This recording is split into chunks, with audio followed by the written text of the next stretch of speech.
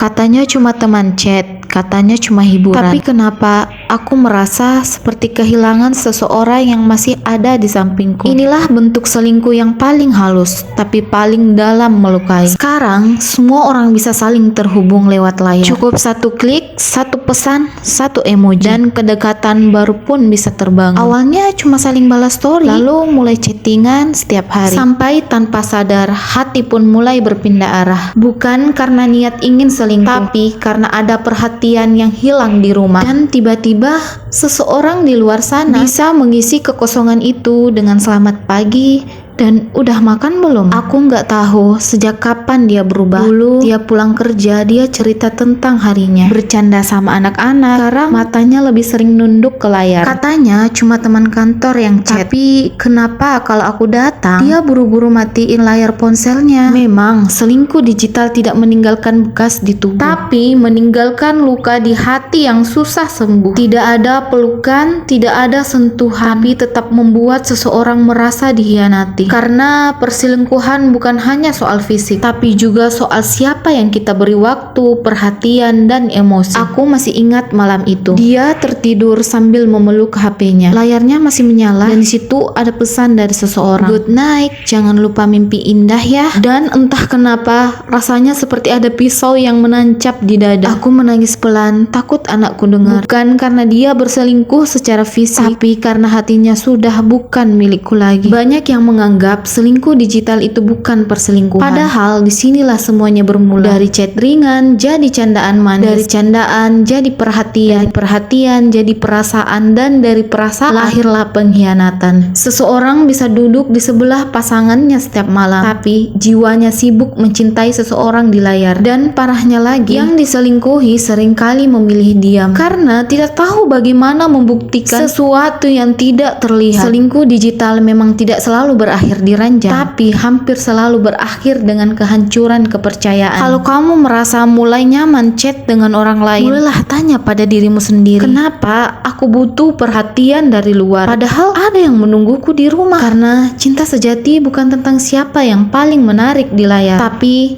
siapa yang tetap kamu pilih, bahkan ketika godaan ada di genggamanmu. Selingkuh digital mungkin tidak ketahuan, tapi Tuhan tahu, dan hati pasanganmu bisa merasakannya. Ingat, hati-hati dengan jempolmu, karena dari sanalah kesetiaan bisa hilang tanpa jejak.